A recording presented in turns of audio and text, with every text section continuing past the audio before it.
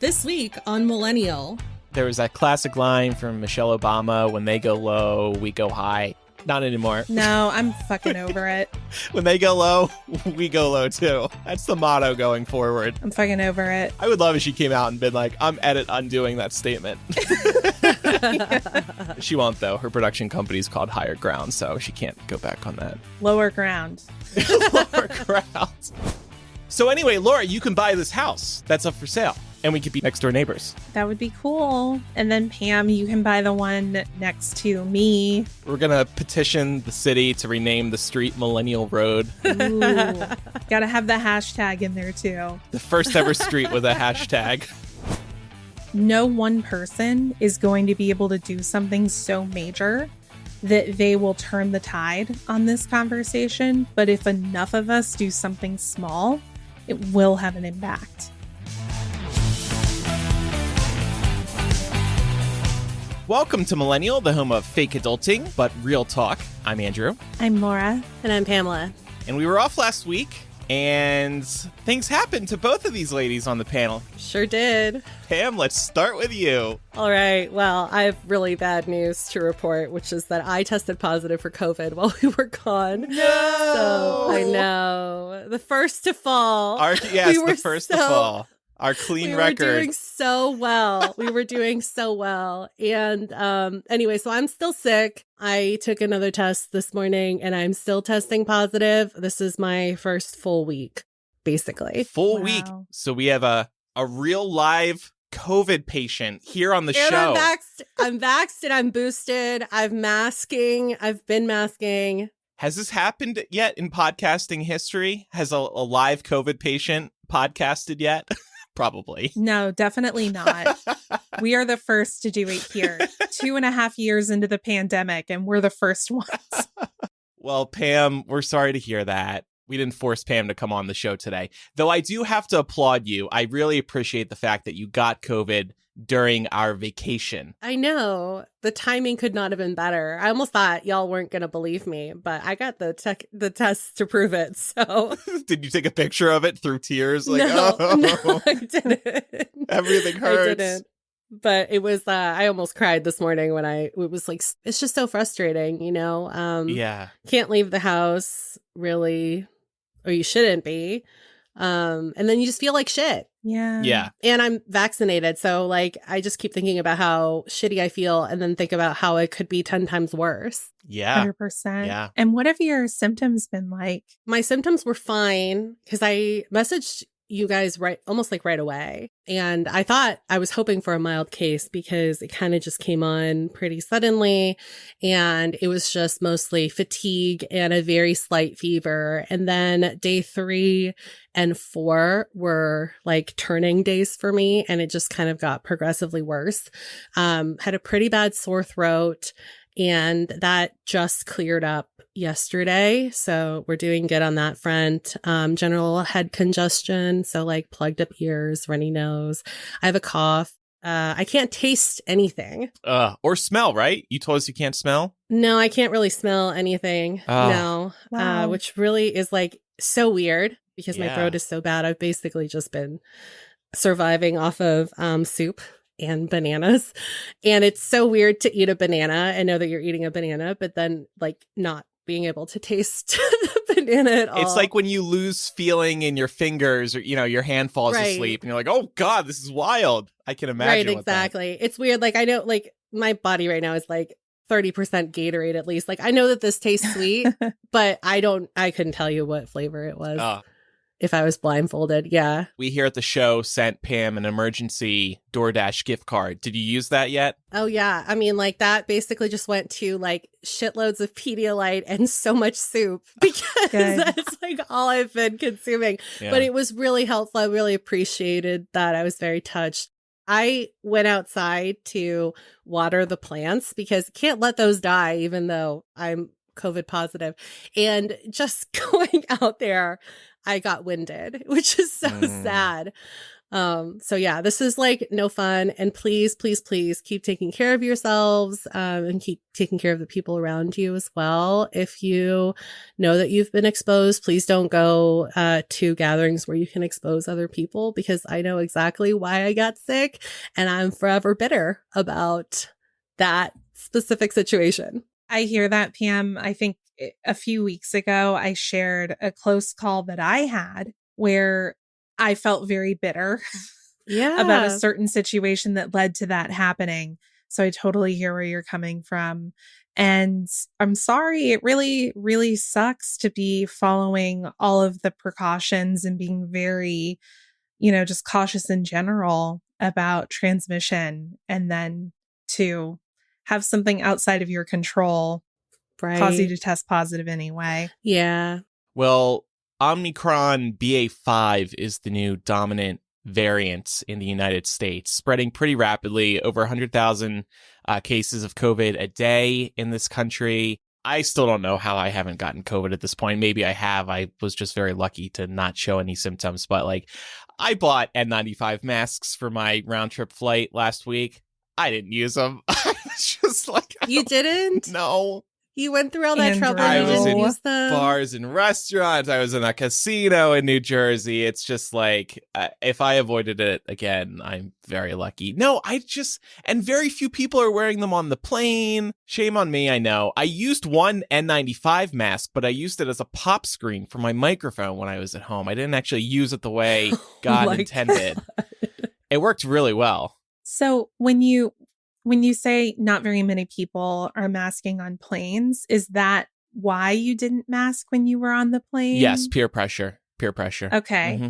So it was peer pressure. It's not that you were lulled into a false sense of security by all of the maskless people. No, well, and honestly, too, wearing a mask, on a flight, I can also be anxious sometimes on a plane. That feels limiting, and I think it would just kind of stress me out a little more having the mask on, because I also flew with a mask last year, and I think it adds to my anxiety levels. But anyway, Laura, you had an incident, not COVID, though. I did. Yeah, thankfully not COVID, but it is definitely a pain in the ass. For anyone who doesn't have this historical context, I have injured my right foot and ankle a couple of times. I broke it once. First time I broke it, Andrew was there. There's photographic evidence, as a matter of fact. We have to see if we can find that. The picture that we took when we were jumping off the pier. Uh-huh. Right before I broke it. So we do have that. I broke it again when I was in college, and I was just being drunk and stupid at spring fling. So ankle's always been on the weaker side. And last week during our off week, I was out walking Canella and I rolled my fucking ankle and really hurt it. I had to limp home with the dog because it's super hot outside and I didn't want the dog to get heat stroke. So I'm hopping across the parking lot using my neighbor's cars to balance myself. Oh my God. Because I'm a big dum-dum. And I didn't bring my phone with me on this walk. So I had no way of contacting anyone to be send help. SOS. One of my neighbors actually saw me struggling and she didn't do shit. So I was I'm going to remember this bitch. That's rude. She's probably this girl drunk off her ass, rolling on the cars. Didn't even ask. No. Are you okay? No. Just no eye contact. Just wow. breeze straight past me. I was all right, fuck me then. So that happened. I'm a podcaster. Help me. I must continue broadcasting. She really said, I'm going to make you suffer for the show. Yeah. I'm going to let you continue suffering for the show. She was you have to be able to talk about this on the show. So I'm just going to struggle. Exactly. It took me because our parking lot is long. So it took me I would say 20 minutes to hobble across the parking lot to get back home. Finally did get home. Foot was swollen to 2.5 times its normal size. It was so gross. And I was well, I'll just ice it tonight and see if it gets any better. Spoiler alert, it didn't. The next morning I woke up and I was like, I can't walk. I can't do anything to it. And I was just leading with the assumption I broke it. I had to have broken it. I've broken it before. It's already weak. It really hurts. I can't walk on it. Fortunately, I go to urgent care. I get x-rays taken and it's not broken, but I tore the shit out of some ligaments. So it's still taking some time to heal. I'm in a boot. Your girl is walking around in a boot. And by walking, I mean I'm using crutches. And I'm also rolling around our place on my desk chair, like my rolly chair. Oh my God. Getting around. And this ruined your vacation plans, right? It did. Yeah, we were supposed to go out of town last week and, not being able to walk kind of put the kibosh on that. Look at these two. I think the show is really like your crutch through life, both of you. Never mind. That's so stupid. I mean, we can't go on a break without, incurring some kind of bodily injury. I almost made this about me for a second, but that would have been way too far. I mean, see what happens when I'm not in your life for a week? Well, whose fault was that?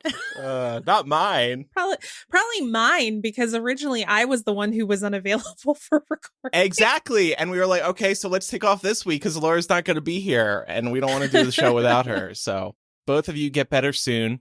I didn't have anything bad happen to me, but like I mentioned, I did go home to New Jersey. And actually, there is a little surprise story, and I thought this would be good for the show. So I've mentioned over the years, one of the teachers who had the biggest influences on my life was my TV tech teacher, Mr. Capello. He was my TV tech teacher in high school. Yeah. I practically lived with him at school. I was just always in the TV tech studio, and he was a huge mentor and all that. I haven't seen him in like 10, 15 years. So we're down in Ocean City, New Jersey, and me and my family were getting breakfast, and we wrap up. Then me and my brother go across the street to grab a coffee at a donut shop, and this place that me and my brother are renting is right next to this donut coffee shop. And we go in there, we order our coffees. Who walks in? Mr. Capello! Completely randomly. I did like a double take. I was like, what the fuck? And, we were both very happy to see each other. But what was even more wild is that he wasn't even staying in Ocean City. He was staying in a neighboring city, but it was his son's birthday, and he had heard good things about this donut shop. So he came down, and in the 5 minutes I happened to be there, right next to where we were renting, he happened to come in. Wild coincidence. But then, so, he's excited to see me. We take a selfie together. He posted on social media, and he says, out getting donuts in OC, what are the odds to run into Andrew, international podcasting legend? Some have accused him of being my favorite student. So he posts this on Facebook. I'm friends with him on Facebook. Other former students are friends with him on Facebook, too. Did he finally admit that you're his favorite? Well, he said some have accused him of being my favorite student. So that's like a roundabout way of saying I am his favorite student. Well, how some students reacted to this. Nobody was like super salty about it, but they were like, somebody was like, and somebody else was like, what an accusation, wide-eye emoji. And somebody else was like, I thought I was your favorite student. Look, everybody. International podcasting legend Andrew Sims here to tell you, I am his favorite student. I was living there, okay? In the TV tech studio. Don't be jealous that I was number one. Thank you. Also, it's been like, how many years since high school? Get over it. Yeah, exactly. I was tempted to write, and you're my favorite teacher, and I would really mean that. However, my TV tech teacher from middle school, who I was close to, is friends with Mr. Capello as well. And I didn't want to make her upset that I'm calling Mr. Capello my favorite teacher. So. That's when you say you're my favorite high school teacher. So then you can have two. Oh, shit. Wow. Mm-hmm. There's still time. I spent so much time thinking about what to say without pissing her off, and that didn't come to mind. Oh. You got to play the game, baby. You're a genius, Pam. We wanted to mention the face tattoo poll that we did 2 weeks ago.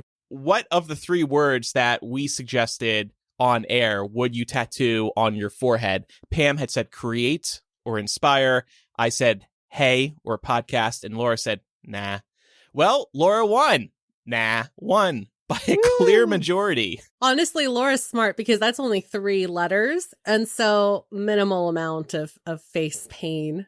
Yes. With needles. Yeah. So. And also you can do that one on your forehead, and you can get a haircut with bangs so that you have the option to cover it up if you don't want people to see it. You are so smart. But I would probably mostly want people to see it because I wouldn't want them to approach me. Please and thank you. Yeah, that's a good idea. Some other people submitted suggestions for what to put on their foreheads, what they would put on their foreheads. Jen said hope. Bluesmith said love. Miss Maurisia said no. Jessica said witch. D said lover. Mana said bitch. Okay. Allie said YOLO. Somebody said stop. Somebody said vote. Ooh, vote's a good one. So important and relevant for the rest of your life. Liz said for the show, which I'm all for. Maybe I would do that too. That's a big commitment for the show. But thank you to everybody who participated in the poll and replied to that thread on social media. We're Millennial Show on Twitter, Instagram, Facebook, and Millennial Pod on TikTok. Before we get to our main topics today, we are partnering with another podcast this week to tell our respective audiences about each other's shows. This week, we want to tell you about the show A Paranormal Chicks. The show stars two best friends who love true crime and the paranormal. Every episode includes a story of each. They are Southern, foul-mouthed, and all-inclusive. The podcast is conversational storytelling with a bit of humor thrown in so you feel like you're hanging with friends. Monday is the main episode, and Thursday episodes are Sinister Sightings episodes. Those Sinister Sightings episodes are stories listeners send in of their own paranormal experiences, such as sleep paralysis, bizarre ambient stories, scary shit kids say, and everything in between. So make sure to subscribe to A Paranormal Chicks on Apple Podcasts, Spotify, and wherever else you listen to podcasts. And we'll also have a link in the show notes. The website is aparanormalchicks.com. All right, Laura, let's talk about what's been going on recently. There's really no graceful way to transition into this. It's just something that we have to at least briefly mention and acknowledge. 4th of July was this past weekend. And to be honest, I think a lot of us and people who share certain ideologies felt it difficult to celebrate this country at all, given everything that's going on. But then, as a country, we topped it all off with a mass shooting at a 4th of July parade. Yeah. In Highland Park, Illinois. I'm sort of at a loss for words at this point. It's a reflection of America, what's going on today. Yeah. We can't even go to a 4th of July parade and be safe from a mass shooting. You would kind of think that would be one of the safest places to be. It's a false sense of security, isn't it? Mm-hmm. But this is also why, like, I know the first thing I still do when I go to the movies is check for where the exits are. Yep, I do too. You got to think about that. Yeah, you're not safe anywhere. Not at concerts, not at family gatherings, not at church, not at school. And here's another example of a very heavy police presence already being there for the parade and it not helping at all. And it's just another reminder that more police is not the solution. This guy shot from a rooftop and got away. Yeah, your good guys with guns were there and they couldn't stop it. And as if, these stories of mass shootings happening on the 4th of July wasn't enough, it actually feels like they were the culmination of representing where this country is at, because there have been, not a surprise to anyone listening to this, I'm sure, some really sinister rulings that have come out of the Supreme Court this season, but particularly in the last week or so. The first one that we'll talk about and acknowledge here is the SCOTUS ruling on Dobbs v. Jackson Women's Health Organization. This was about a restrictive Mississippi abortion law, and the justices voted 6-3 to uphold that law, which ultimately clears the path for states to implement restrictive laws or outright abortion bans. We did talk about this quite a bit over the previous couple of months, and it's just scary to see how quickly access to abortion has fallen in certain places across the country. A number of states already began enacting their trigger laws like we've discussed they would. And there are even cases of people who are now having trouble getting prescriptions for certain kinds of medication filled because those medications can potentially cause a miscarriage. I know there have been issues with people who are needing their medication for rheumatoid arthritis, for example, and some of these states can't get it because that medication can cause a miscarriage. So the effects are already far reaching. And I think one of the things that's very frustrating from the Biden administration is we knew this was coming, which is unprecedented. We knew this rolling was coming. And the Biden administration still seems to have been caught with their pants down. Yeah. Kamala Harris posted this stupid ass photo of her on a plane looking sad as she watched the news on television. And Biden said we need to codify abortion rights. Then do it. Yeah, they could have done it before we reached this point. I think it's especially frustrating for all of us that have seen this coming for years now, because the knee-jerk reaction for people on the opposite side is, oh, it's like never going to happen. You know, everybody's trying to like downplay the hysteria, quote unquote hysteria, for example, surrounding the future of Roe v. Wade. And now here we are, and it's everything that everybody was fearing. And it's almost kind of hard to feel anything at all because, like Laura said, we all knew that this was what we were moving towards. If I get one more goddamn donation request from the Democratic Party right now, I'm going to lose my fucking mind. I know. It is really very tricky because there are some limitations on what Biden can do. He needs Congress to be functioning as well. And our Congress isn't functioning because we have allowed ourselves to be ruled by the minority for so long. At this point, it's really difficult to walk that back. But to Pam's point, I found myself frustrated that there was seemingly no plan. Like the draft leaked back in May. And in that time, it feels like congressional Democrats and the Democratic Party hasn't done any organizing or any planning. And the decision came out like we knew it would. And the solution we're getting is we'll vote and, you know, make donations to support campaigns. And it's like, well, a lot of us are doing those things and we weren't going to not do those things.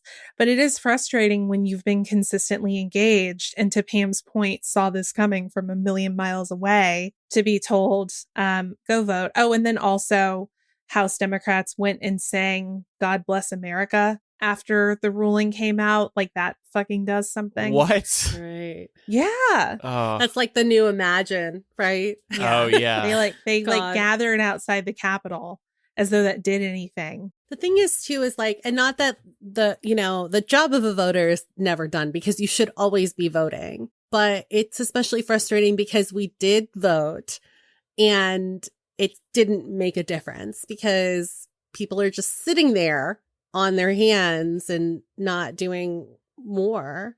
I know part of it also has to do with, the filibuster still being in place in the Senate, but that's just like one thing. And we've been talking about the filibuster and getting rid of the filibuster for years too. I feel like that's something that should have already been fixed and it hasn't yet.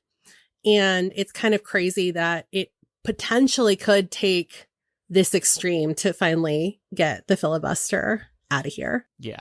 The other scary thing about this, and it's super relevant to anyone who considers themselves a progressive, Justice Thomas called out decisions around same-sex marriage, for example, as areas that need reconsideration and reevaluation.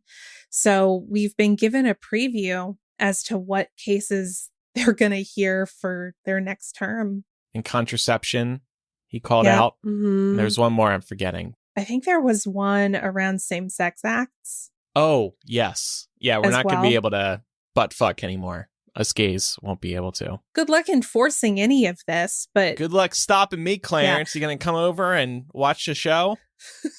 But what it does is it puts people in extremely dangerous situations to live their lives. And that's what they're hoping for, I think, ultimately. And maybe we can address this on a future episode, but already there's been a lot of talk about protecting our digital lives. You might want to delete period tracking apps. You might, but that's just the tip of the iceberg. You got to be careful about what you're searching for, who you're calling, what you're texting. Google already announced that they're not going to save any search history pertaining to abortion clinics, which I think is really smart. And hopefully we'll see Apple and other phone providers and search engines follow suit.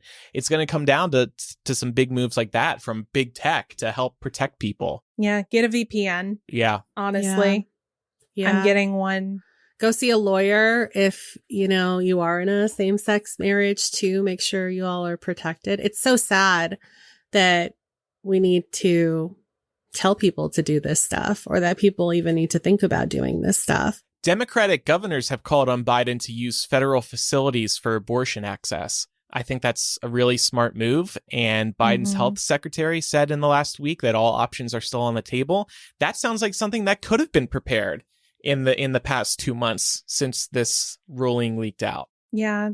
There are some things. I know Biden can't just snap his fingers and undo what has happened from the Supreme Court, but it seems like there's some options, and they're not moving on any of them from what we see thus far. I'm just tired of Democrats, Biden all the way down into Congress, thinking that there's any kind of reasonable discourse or common ground that they can arrive at with the current Republican Party. They've shown us time and time again that they are not reasonable, and they're going to pass these radical decisions that have an impact on everyone's lives. They've stacked the courts. They've stacked our Supreme Court. They've shown that they're not reasonable people, and Democrats need to stop acting as though they are, in a political partnership with someone who is operating in good faith, because they are not. So to your point, Andrew, I think that's a great idea.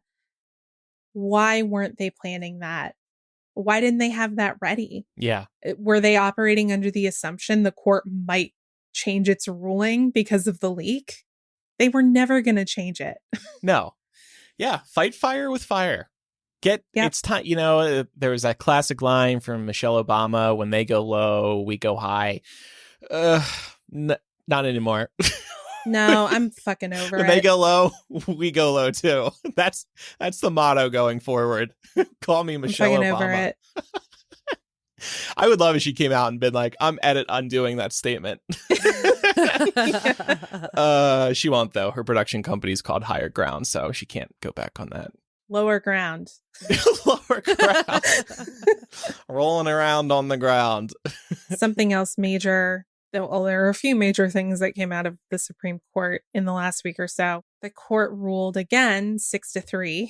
Basically, almost every decision this term has been a 6-3 conservative bloc versus the liberal bloc vote. This next one has to do with the Second Amendment, one that we hear a lot about. In the New York State Rifle and Pistol Association v. Bruin case out of New York, conservative justices consistently voted across the board saying that law-abiding Americans can carry a weapon outside of the home for self-defense, which nullifies a long-standing law in New York that required people to have a special reason to need to carry a weapon.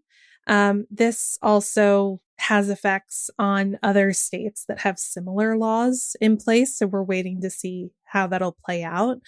But this is not good for the country, where we're seeing, continued increases in mass shootings.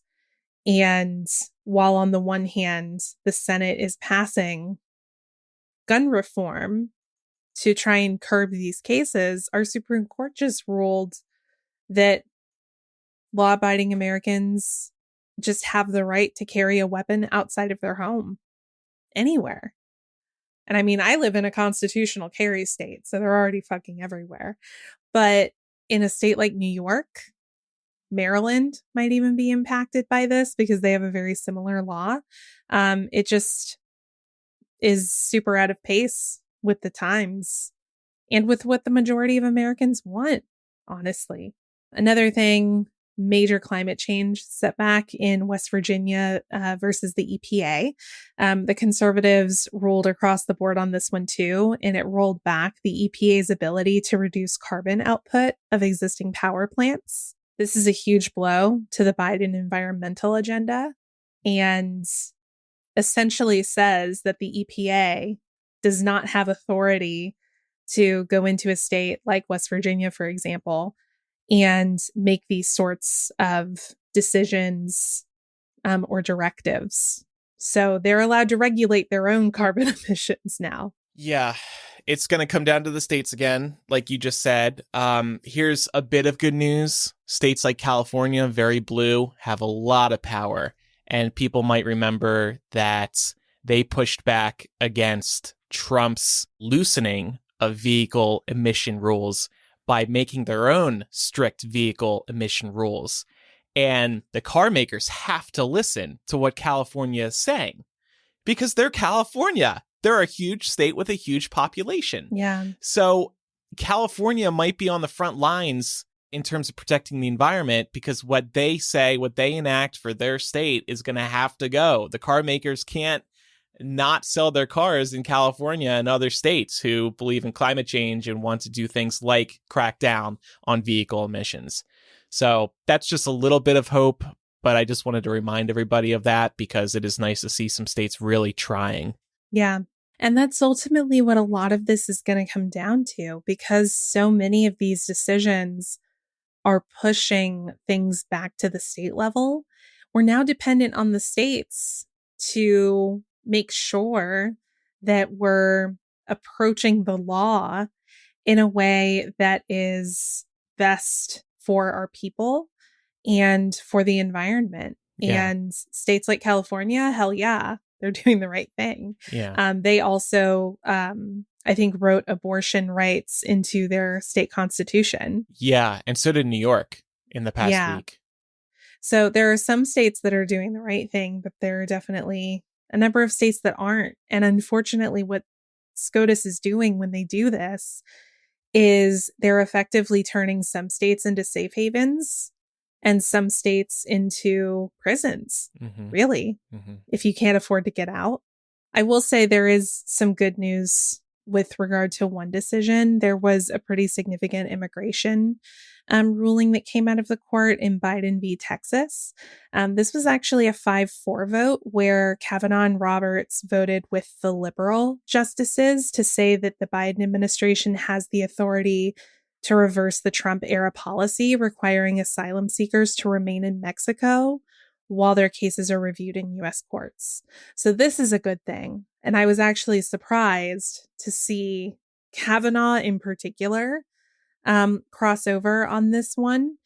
It doesn't, make me feel any differently towards him, but I am grateful for this one thing that two of the conservative justices were able to see reason. Like we've mentioned a couple times over the past couple of years since Trump started instating these justices, there have been some good surprises for the left. Obviously, there have also been some very bad ones, but we have been surprised by a couple things from this court. And here's another example of that. Yeah. But honestly, the rest of it just leaves me feeling like we're so fucked. And I'm hoping it galvanizes people to turn out in droves for the midterms because that's all we got at this point. There were some really major rulings that came out that eroded, in my opinion, the separation of church and state. The presence of school prayer in public schools is now okay, I guess. And there was also a ruling on Miranda rights and your ability to sue a police officer if you're being arrested and they don't read you your Miranda rights. You now can't sue a police officer. The ruling says that they are supposed to read you your rights, but that you can't sue them if they don't. So between the Customs and Border Patrol 100-mile warrantless search rule within a border, this has been an incredibly bad Supreme Court term when it comes to personal liberties, privacy, and bodily autonomy. Your boy, Billy Joe Armstrong of Green Day, said he's leaving the country. Will you follow in his footsteps, perhaps? You know, what's funny is we've talked about moving for sure. Mm-hmm. With all of this happening, it's really hard to want to stay in a red state. Oh, in a red state. Oh, so you might move. Even though Georgia's technically blue based on the last election. Yeah, it is. I would say it's purple. We're not quite to the solid blue state yet. But I just don't want to live somewhere where I have no bodily autonomy and no control over what happens to my body. Absolutely. Yeah. I can't do it. So we have talked about it, but no firm plans yet. Pam, it sounds like we got to get pitching, making some cases for our blue states over here. I guess so. How are things in Nevada? If Laura and I moved there, would we have bodily autonomy? Yes, abortion is legal in Nevada. Well, it is an that's open good to carry know. state, but you can get abortion here if you want. That's too bad. Plus, we've got a lot of casinos, some drying up lakes. But those are cool because you can take like Instagrams with the boats that have finally resurfaced after sinking 50 years ago because the water's But it's no longer also there. very hot. It's also very hot, but it's a dry heat, so it's fine. Mm. I genuinely believe that. I'll go to the grave telling people that. All right. So I'm starting a list of requirements. Oh, I want to move somewhere where abortion is legal, okay. where weed is legal, Mhm. Check. Go on. Got it. where there's no humidity. Check. How do you feel about state income tax? Because I've got good news for you. If you move out to Nevada, you suddenly won't have state income tax. That's where we're going to veer off. But like so far, we were all checking boxes. So I feel like personally, it would be very cool not to have to pay state income tax. But I feel like when you're not paying state income tax, you are paying for it in other ways that are just not called state income tax. Vehicle registration is higher. That's the one thing that's really jumped out on me so far. Chloe just brought this up. Prostitution is legal in many counties in Nevada. Oh, see, that's important. Viable side hustle, just in case. Yeah. How do I prostitution? Okay. You got We have a list here. I'm making notes in our Google Doc. Yeah, they're not passing bans on like CRT or any kind of real education about the ugly parts of American history. Yeah. Laura, actually, I think everything's coming together because I haven't mentioned this to you all yet. But I found out that the neighbors that I don't like are selling their house. They put it on the market. Wow. This is great news. I cried tears of joy, and I'm not joking. And my sister could not believe I was crying tears of joy, and she started filming me. I'll send you the video later. Oh, I would Please love do. to see it. She Yeah. was Oh my like, God, why put the it up fuck on the are you Patreon. crying? So anyway, Laura, you can buy this house that's up for sale, and we could be next door neighbors. That would be cool. That would and be then cool. Pam, you can buy the one, next to me. So we can all live on the same street. We can finally do Perfect. in-person recordings for the show. We're going to petition the city to rename the street Millennial Road. Ooh, gotta have the hashtag in there too. The first ever street with a hashtag. Yep. That way Siri can be like, turning right onto hashtag Millennial Road. Or would she be like, pound Millennial Road? And every time we'd be like, the hashtag is silent. Okay, Laura, we'll work on this further. We'll workshop this. I'm intrigued. Roshni says, do it for the show. For the show. Well, we'll keep an eye on all these developments, right, as they unfold across the country. But this abortion one was most immediately upsetting of all. And we're thinking of everybody who's struggling right now in light of this. And one of our Bay patrons actually asked us, and we're going to get to this segment, but I thought it'd be more appropriate to include this question here. Chloe said, Question more for Laura and Pam and Chloe, but Andrew can answer too. Are you doing any small acts of resistance or defiance in light of Roe being overturned? And Chloe said this is inspired by AOC's Insta story where she talks about painting her nails red to show resistance and resilience. So I have decided that this year is going to be the year that I really maximize and keep better track of all of my charitable donations. Hasn't been something I've historically done because I'll make a donation, but then I won't remember it when it comes time to file taxes. Not this year, bitches. I am going to donate more than I've ever donated because I want to be able to claim that shit on my taxes because I would rather my money go to people who need it than the IRS.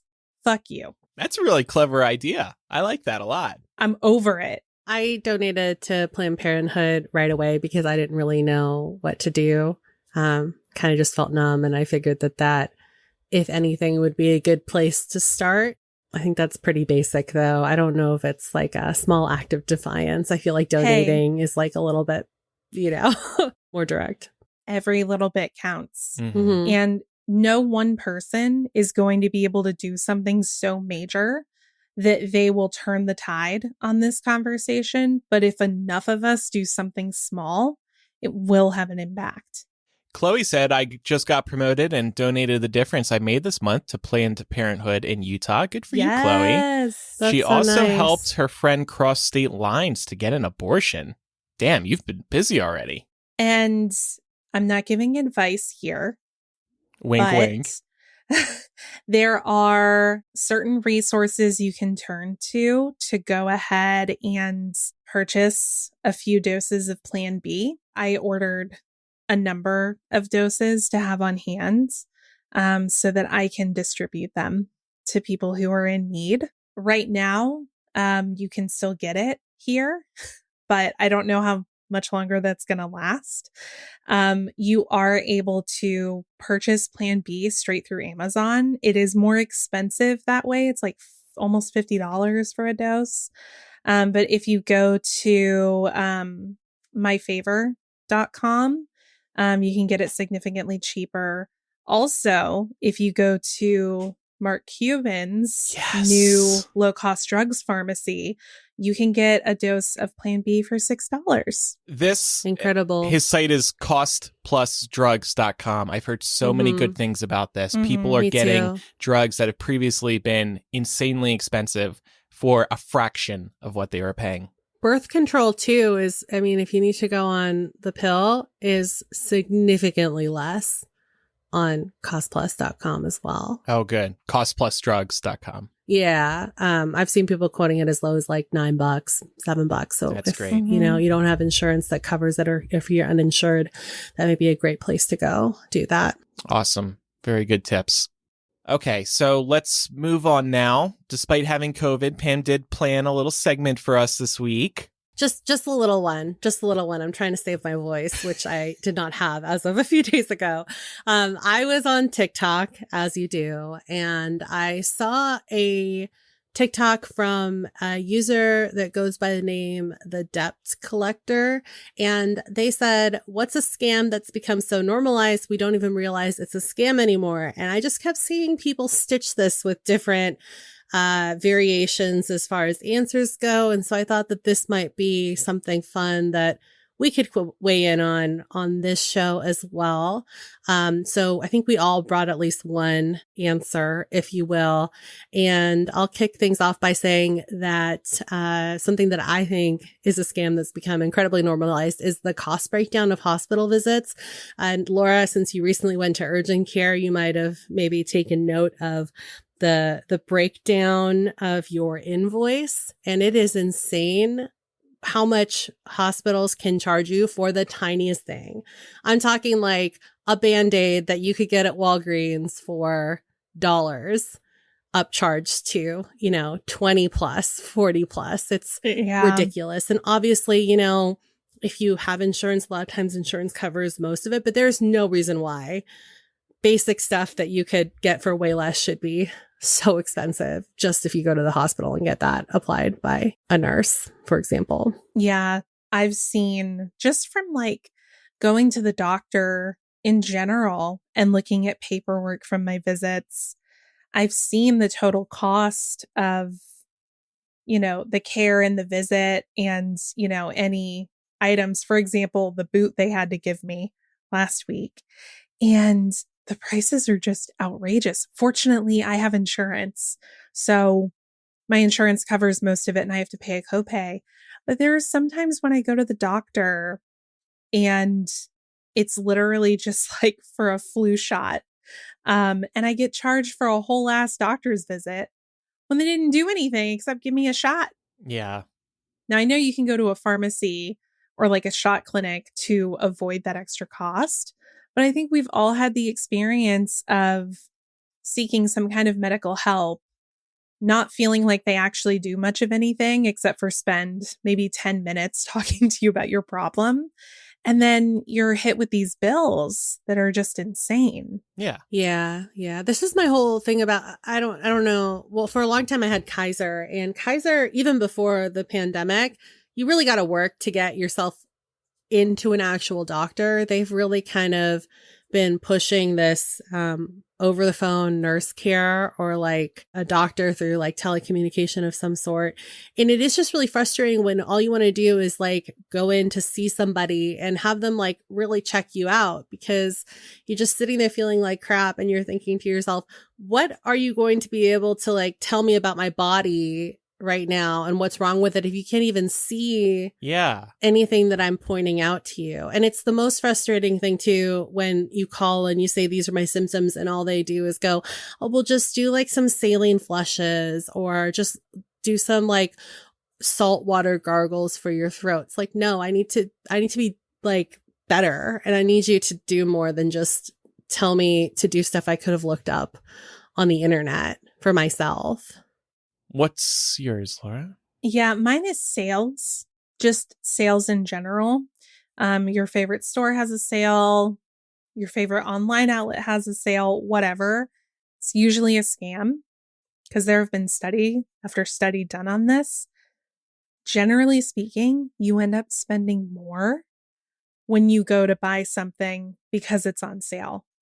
That is why these companies do this. As a matter of fact, customers actually reported they overwhelmingly are kind of goaded into buying things that they don't need because of coupons or because of sales. In a consumer report survey recently, actually 63% of people surveyed said that they have bought an item that they didn't actually need just because it seemed like a good deal. Yeah. Have we ever done this? Yeah, probably. Mm-hmm. Sometimes I get really excited when I see something on sale. So I'm like, okay, I got to pick it up now. And then I'm also seeing in this article that you linked that the coupon will sometimes have an expiration date. And that forces you to go sooner rather than later and spend. And of course, these coupons also just bring you into the store. And then as we see memed so many times, you plan to go into Target for one thing, just one thing, and you come out with 20 things.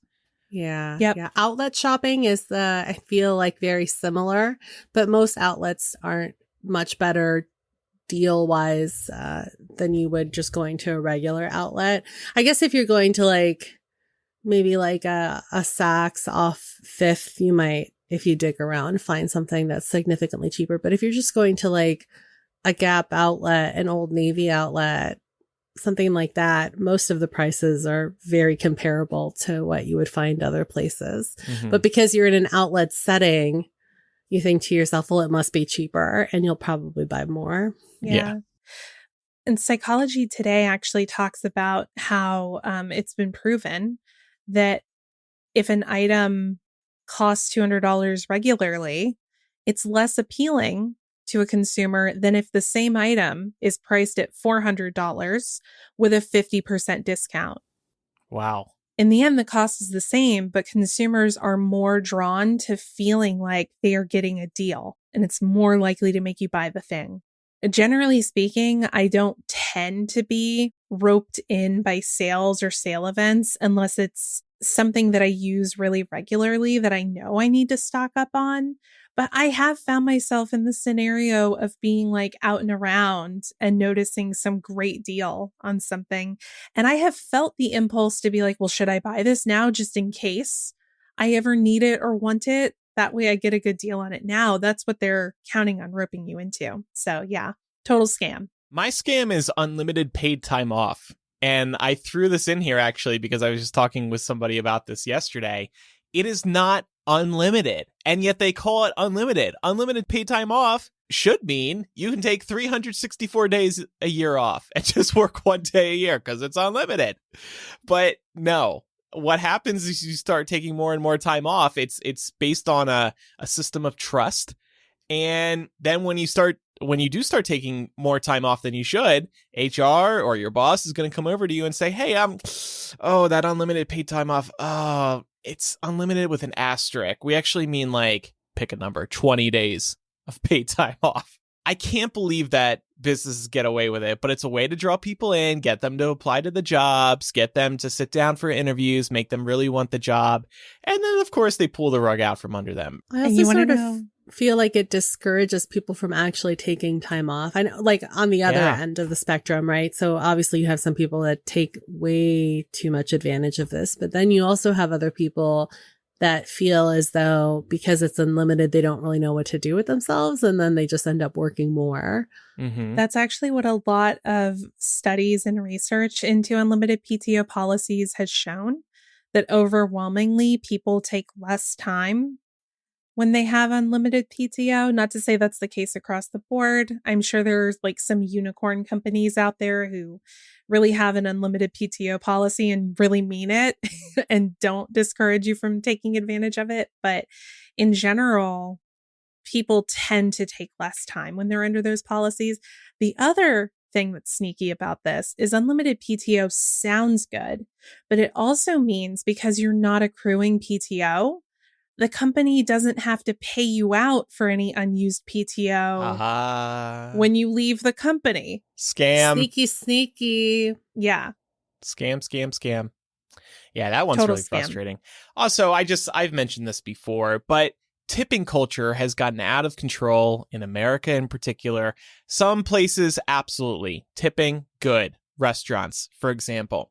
But these new point of sale machines, the business will turn tipping on, and then you feel guilt tripped into tipping because the cashier is standing right in front of you and the little tip window comes up. And if you hit no tip, you're kind of saying to that person's face, I'm not giving you a tip.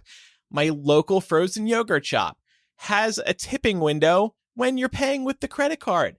I made the froyo myself. And I think last time I brought this up, somebody said, oh, but they're cleaning the place. Every business cleans their shop. That's part of owning a business. It's out of control what tipping culture has become in this country. And also these point of sale systems. I read an article on this a few months ago. These screens are nice and big now, like these Square iPad tablets running the Square software. It has that big tipping window. And if somebody's standing behind you, they might be watching over your shoulder what you select. And you don't want to be a dick in front of those people. I felt that. I've been there. The whole tipping situation is in a very bad place right now in America. And I feel bad if the person who's working there and maybe depending on those tips, but they just need to be paid more. Mm-hmm. I will say on the other side of that, I can guarantee you that the cashier probably feels very embarrassed that the tipping window is there. Yeah, because they also hear it all the time. Like, you're probably nice enough not to say anything. But there are also people that are just assholes and they'll be like, why are you showing me the screen? It's like, I'm not supposed to touch it. It's your transaction. Please just like carry on. I'm going to turn away. Yeah, I wish they would turn away. I'm not going to pay attention. Well, I mean, I always did. Or like when I was working coffee, I was very strategic about, because I always felt bad flipping the screen over if somebody was just ordering drip. But then if you clear it out, there are also people that are like, well, I was going to tip you, but now I'm not. So you can't ever win. But I would always just like start the transaction. I would flip the screen and then I'd like take my time pouring the coffee and like purposefully turning her out so that they could do whatever the hell they wanted with that screen.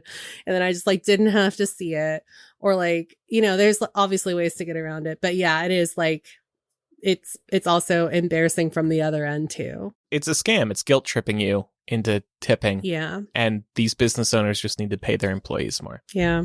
Instead of passing off these costs to the customer. So in this TikTok, I ran through the comments to see what other people were saying, and I wanted to read some of the more popular ones. Somebody said monthly subscriptions for everything is a scam. Yeah, I think we've spoken about this before. We've definitely seen a trend towards monthly subscriptions. Yep. I pay for Adobe Creative Suite. Oh, fuck that. I'm so mad about this. I know. Yeah. Adobe now charges you on a monthly basis to use Photoshop, or what I use, Adobe Audition, to edit audio. They barely even make any updates. It'd be one thing if like twice a week I was getting some sweet new features, or the damn bugs that I keep encountering are getting fixed. I get an update like every 3 months, and it's always minor shit. If I'm paying you monthly, you will update this regularly with good stuff. But yeah, Pam, you hate this too, right? Yeah, I do, because it wasn't long ago that you were able to just buy the Adobe Photoshop suite. Yeah, it's still expensive, $500, but it's like, I'd rather just buy an outdated version, or buy the current version and then just be outdated for a couple years. It's absolutely ridiculous that now you have to pay monthly to use, or like in my profession too, InDesign is very popular as well. It gets really expensive. So especially if you just have to do like one thing in there, I'm sure you get some good use out of the audio editing, but most people aren't using it enough to really justify that. That I don't know, Laura, if you've noticed this, but along a similar vein, like I wanted to try out Lizzo's Yitty line for like shapewear, and I got so mad because it's like that's also a monthly subscription thing. Like you have to create an account through this site called Fabletics, and then you have to like sign up with your credit card information because they want you to like buy shit monthly. And it's like, I just wanted to buy one sports bra. I did not want to be locked into having an account that you would then just like send me email reminders for every month. It was so frustrating. I'm not trying to buy stuff from you every month, Lizzo. I love you. I love you too. I just wanted a pair of leggings. I wanted a sports bra, and that was it. You're good as hell, but damn. Yeah. These companies know that you'll sign up for a monthly subscription, and then you'll forget that it's still there. And, or, this is grim, but the person dies, and that charge is still going through. People forget to cancel their monthly subscriptions. They're hard to keep track of, unless you're really keeping an eye on your bank account. I know there's even tools to help you keep track. I know there's one called Truebill. Unfortunately, they don't sponsor this podcast, but I know they sponsor others. And it helps you keep track of what's actually charging you on a monthly basis. But yeah, everybody loves that recurring income. And of course, we do too here at the show, but we're also not a major media conglomerate or business. We really depend on that income. Well, and also we're consistently putting out new things all the time. We don't hide from people that like, hey, if you can only sign up for a while and then you need to leave for a while, we don't hide that from people. And I think that's the difference. Okay, so some of these other ones, just wanted to mention, this is kind of related, a service fee for paying for things online. I think of like Ticketmaster or a StubHub, they always have the service fees. Why is there, or even like Fandango and these movie theater apps have service fees? It's just an extra way to steal a little money from you. And what can you do? Nothing. Nothing. I mean, our gym is the same way. We pay $50 a month for our membership, but they just charged us like a yearly membership fee. Planet Fitness does that. On top. Planet Fitness does it too, yeah. Yeah, on top of our monthly membership. And it's like, oh my God. Club fee. I think they're like, this goes directly to your club. Oh, shut the fuck up. And by the way, I've said this before, I'll say it again. I'm warning everybody, the next frontier of price gouging is going to be one-time payments on top of the subscription you already have. OnlyFans creators can do this. You sign up for an OnlyFans, then they can charge you within the subscription you're already paying for extra content. You pay $10 a month, but hey, here's another video, here's another post for another one-time payment of $10. And some of these, remember Disney Plus did this with the freaking movies during COVID. The gold key, whatever, to give you access to certain movies. Premiere access, I think they called it. This is the next frontier because they're going to run out of people to charge on a monthly basis. And then they're going to be like, how do we squeeze more money out of these people other than hiking the monthly subscriptions. So just be careful. We will never do that to you. I pledge now. We will never do that. In part because Patreon does not currently offer that, but we will never do that, even if they do. Paying for parking at work, somebody said. Yeah. I know somebody who's had to pay for parking at work. That is insane. I know a couple of people too that have to do that as well. And you're right, it should be included, especially because most, especially if you work downtown where there's usually garages attached. Like, come on. Mm-hmm. It's embarrassing for those companies. Somebody else said chiropractors, and I have to say that, yes, they can be helpful. However, they do not let you go. They do not let you out of the system. I was going to a chiropractor, as I sit here like all crooked. I was going to a chiropractor, and I did get better. But then they didn't want to let me go. It was time to go into physical therapy and start doing these exercises, coming into the office and doing these exercises. No, I'm fine now. Leave me alone. I only got out of there, luckily, because I moved across the country. I was going to be hooked in there forever if I didn't move. Yeah. Chiropractors really try to get you to always come back and be in like maintenance mode where you're coming to get maintenance adjustments. Right. And yeah, I agree with you. After a certain period of time, in my experience, I'm sure other people feel differently. I feel like chiropractic will help an issue get better. Yes. And then after that, I don't feel that I need to continue visiting. Yeah. Just again, chiropractors are a huge help, no doubt. But there comes a point where you might not need it anymore, as is the case with some other things as well. Well, speaking of monthly subscriptions, we did just mention we have our Patreon, and I wanted to plug this awesome benefit that Pam just released with her brother Sergio. You two did a geek out, and what did you two talk about, Pam, for like 45 minutes? Yeah, well, actually, and it was longer, but I cut it down for time because I figured nobody was going to want to listen to us go on and on. But we talked a lot about music. So we talked about Harry's House, which is the new album from Harry Styles. We talked about Taylor Swift because we're both big Swifties, and kind of talked about what album we'd like to see her re-record next. And then we squeezed in a little bit of Stranger Things talk because there is a music element involved with this newest season. And so we would have been remiss not to discuss that. But it was a really nice time. My brother and I are constantly talking about pop culture and checking in with each other, mostly via text message when something big happens that we're both interested in and stuff like that. So it was really nice to just hop on a call with him and hash that stuff out and let you guys listen to it too. So I hope that if you did listen, that you enjoyed it because it was a lot of fun for us. Several of our listeners said they really enjoyed it. I loved reading the feedback on that. And it got me thinking, like, maybe I should do something with my brother. I think the sibling duo is a really good idea. So there's like a natural rapport there, I think, when you grow up with somebody. And my brother and I are pretty close in age too. So it's like we're extensions of each other in a lot lot of ways. Honestly. And you explained that at the start of the Geek Out. I listened to some of it. It was really sweet. Yeah. Great chemistry, of course, between you two. So that's at patreon.com/millennial and many more benefits as well, including After Dark. And speaking of scams, Laura, we're going to extend our scam conversation, right? Yeah. So we did a little bit more digging about scams and what kind are the most prevalent that millennials are encountering.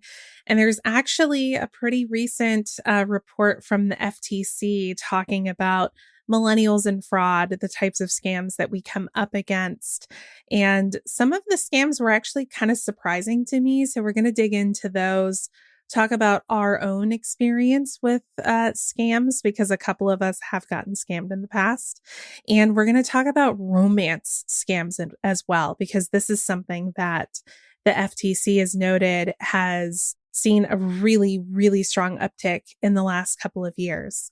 So we'll chat about that and more in this week's After Dark. Thank you to everybody who supports us at patreon.com/millennial. And speaking of benefits, we hadn't done this in a while, actually. We make a post for our bays and we say, hey, what do you want us to talk about on the show this week? And we're going to do that right now. We have some submissions. Pam actually just mentioned Stranger Things.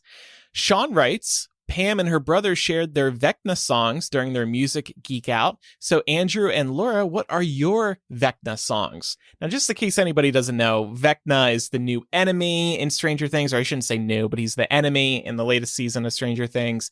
And to release one of the characters from the Upside Down, the gang of kids starts playing the quote-unquote Vecna song for this person who's trapped in the Upside Down. And it's Kate Bush running up that hill. And that song, I'm so happy for Kate Bush. I mean, it skyrocketed to the top of like the iTunes and Spotify charts. It got a new lease on life. It was really cool to see that. And it's a great song.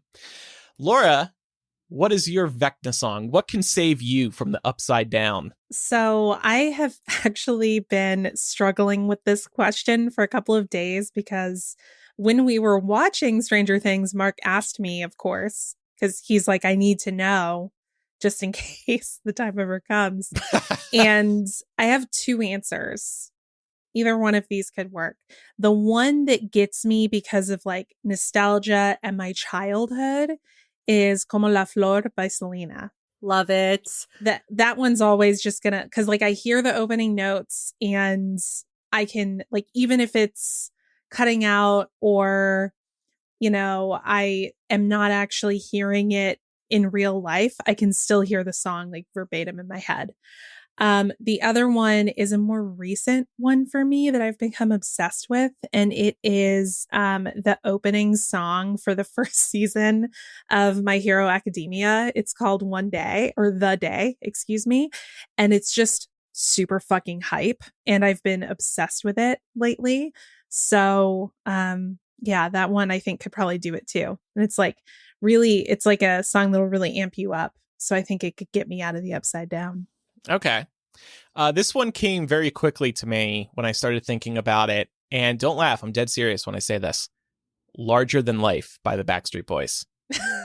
Dun, dun, dun, dun, dun, dun, dun, dun. That song gets me pumped up too. That's going to get me out of the Upside Down.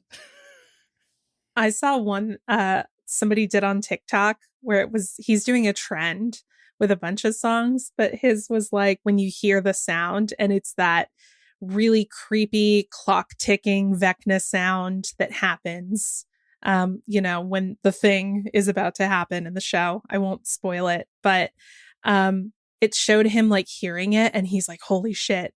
And he runs outside, puts his headphones on, and the Rasputin song comes on.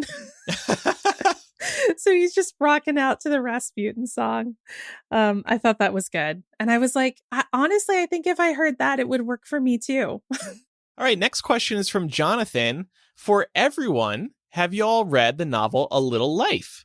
If so, book review. I know it's controversial, but the book absolutely destroyed me. Trigger warning galore, Jonathan said. Pam, you are the only person here who has actually read this book, right? Yes. Did you enjoy it? I did, but I know that is a controversial take because people have really strong feelings about A Little Life one way or the other. And I think even the people that really loved this book, I really loved this book a lot, will be the first to tell you that it's not an easy read.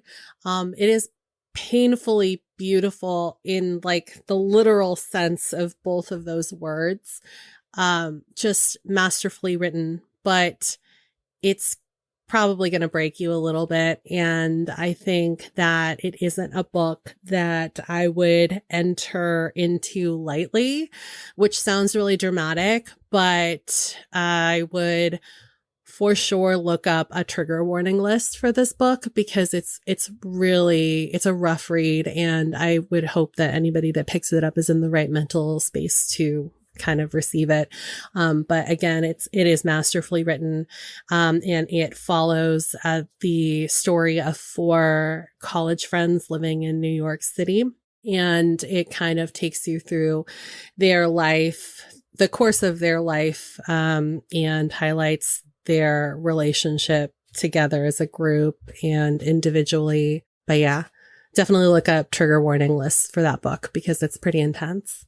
I have been intrigued. I've heard many things about it over the years. It's also very long, and I think that's what primarily has turned me off from committing to it. Maybe audiobook might be a good choice for you. Yeah. Yeah, maybe.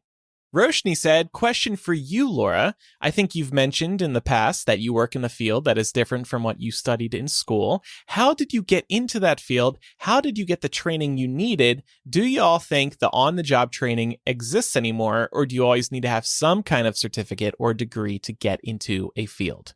In my case, I had, although I'm not even remotely in the same field that I studied, there were some transferable skills that I had from my old field that were relevant to what I'm doing now.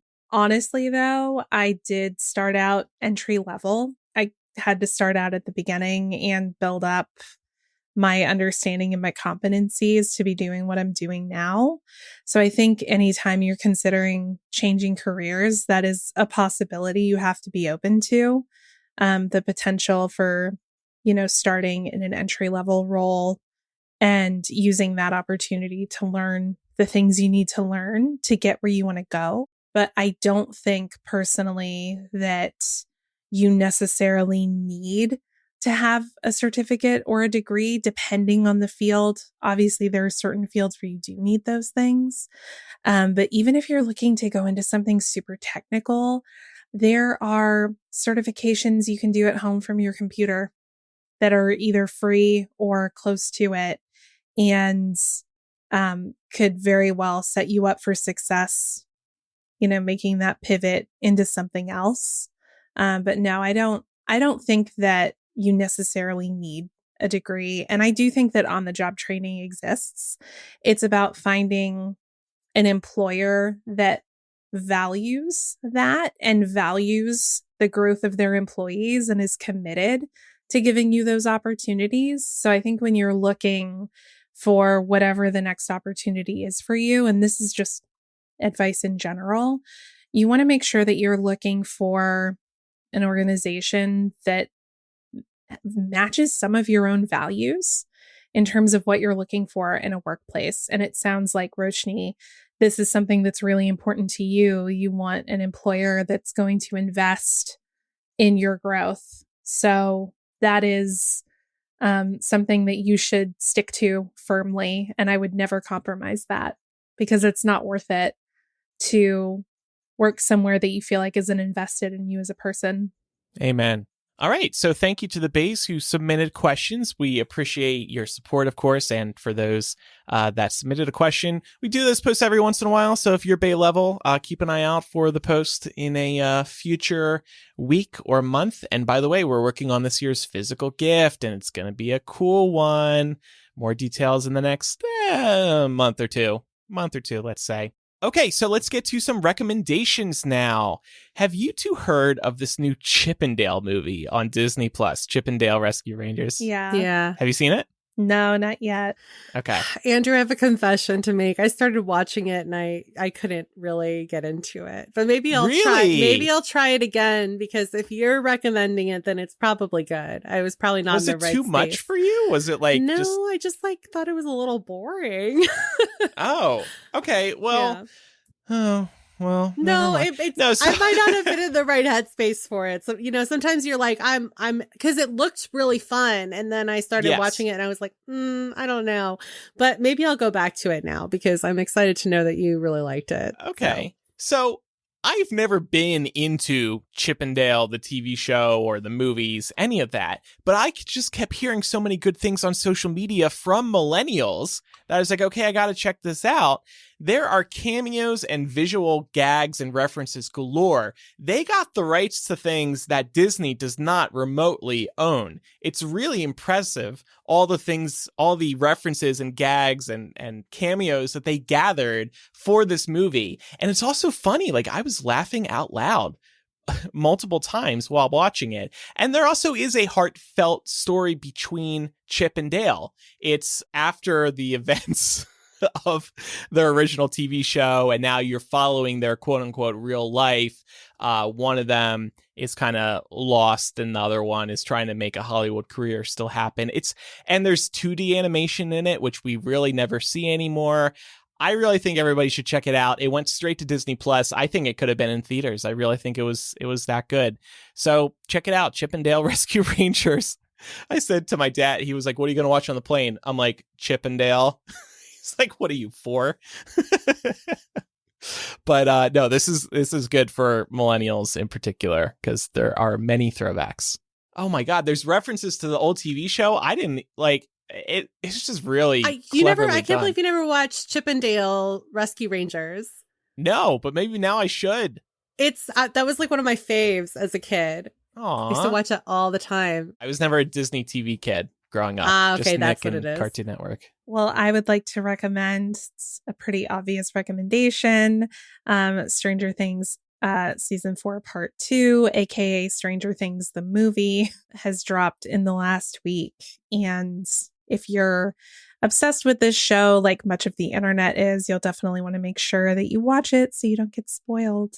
And if you happen to get sick, hopefully not with COVID, or even if you're just like a little stuffed up, I wanted to recommend these Vicks Vapo shower tablets. So these are, by the same brand that makes Vicks Vapor Rub. These are so nice. You just pop them into your shower right under the stream of water, and it just will turn your entire shower into a nice little sauna experience. And it's going to feel really nice. It's going to clear up your sinuses. So yeah, highly recommend those because they've been one of my saving graces in this very hard time while I've been battling with COVID. So, well, Pam, feel better soon. We hope you're back to 100% next week. And thanks for joining us on the show despite the diagnosis. Again, well done on getting COVID while we were off. That's a level of dedication I want to see from everybody on this show. Plan your COVID around our off I am not weeks. endorsing this message, for the record. A couple of reminders before we wrap up. Make sure you're following the show for free in your favorite podcast app so you never miss an episode. If you have any feedback about today's episode, you can email us. We are millennialshow@gmail.com, or you can use the contact form or anonymous confessional on millennialshow.com. And follow us on social media. We are Millennial Show on Instagram, Twitter, and Facebook. And on TikTok, we are Millennial Pod. Once again, After Dark is coming up. We're going to extend our discussion on fraud and scams amongst millennials. Thanks, everybody, for listening. I'm Andrew. I'm Laura. And I'm Pamela. Bye, everybody. Bye.